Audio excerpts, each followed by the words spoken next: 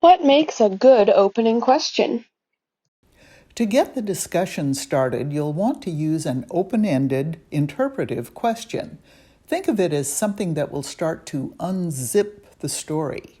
So save questions like, what's the author's message, or why does the story end the way it does, for later in the discussion. Those questions are open-ended and interpretive, all right, but they're too broad. Questions like, what is the author's message, run the risk of having someone jump in and interpret the whole story before the discussion can get underway. It's often effective to select a detail near the beginning and allow the story to unfold from there. You might focus on an unusual word or phrase.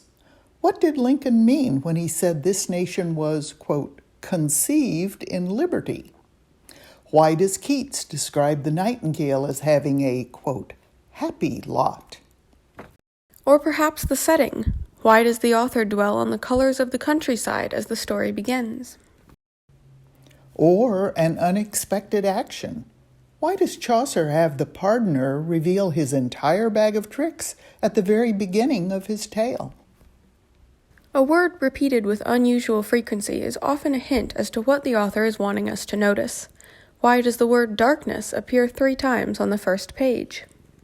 Having someone read a short passage before you ask the opening question is a good way to draw everyone into the story. Of course, that passage should include the word or phrase that you will then ask about.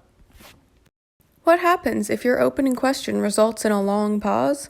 That's okay. Give your group time to ponder the question you've asked, but if there's no sign of a response after a few more uncomfortable seconds, you might want to rephrase the question or ask a question that's closely related.